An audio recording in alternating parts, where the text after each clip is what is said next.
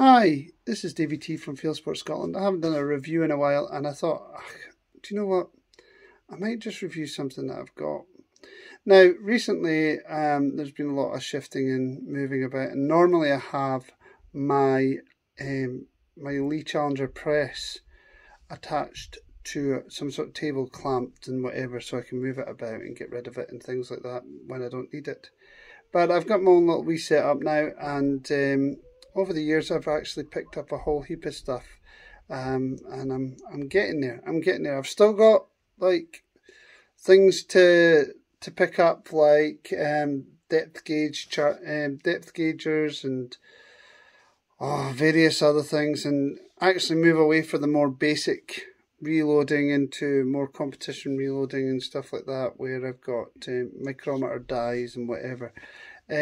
So I'm still just using the kind of Lee Challenger stuff and the kind of basic stuff for doing reloading. Now, so one of the things I found when I had my press clamped to to a table or to a bench or something was that sometimes you get that sticky cartridge when you're full sizing, and it was relatively difficult. You weren't getting a lot of purchase and you end up shaking the whole table or something like that. So, and some people say, well, you haven't lubed it properly, or you haven't, or the die's dirty or whatever, but you always come across that one or two that are just a little bit stiffer than others, and it becomes a pain in the backside. Anyway, because of a few changes, I decided that I'm going to get a Lee Challenger press stand. So here it is.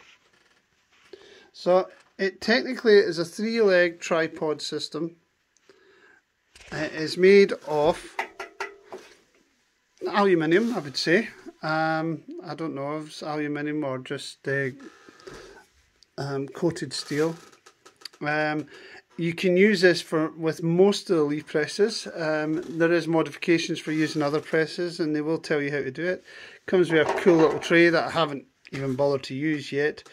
There's clamps down here that you can store your presses away. At the moment I've just been kind of in the middle of reloading some 270. There we go, 270. And it's pretty simple stuff, to be honest. We're not talking anything special, just holes, these clamps. It clamps into place with these bars here, there and there, and it gives you a pretty sturdy movement, you know. It's like I'm putting a lot of weight on that, even when I'm using it with a sticky die. I don't need to do more than just kind of hold on to the press and lift, you know, and it's not affecting anything else on my workstation. The other good thing about it is if I really can be bothered, oh, there's a card, and I see a card on the floor. You can put a breeze block on the bottom to add weight to it. I haven't needed to do that yet, but guys have said that, well, sometimes you need that extra weight when you're dealing with a kind of stiff cartridge. So I think it's actually, do you know, I've been really impressed with it. I really have. Cost me 150 quid, 130 quid or something.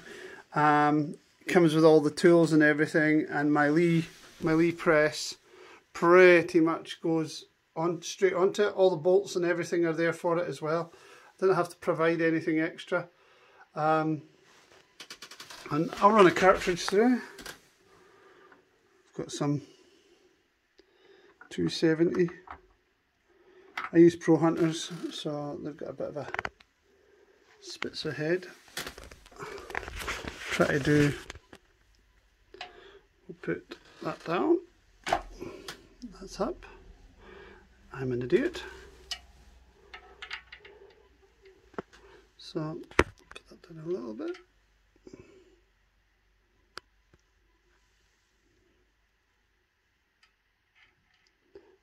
That's a bit of first to try and do this with one hand and video at the same time. That's it there. So I've got it half in, Pretty, no movement. Give it a quick measure. Yep, that's fine for me. Add that to my...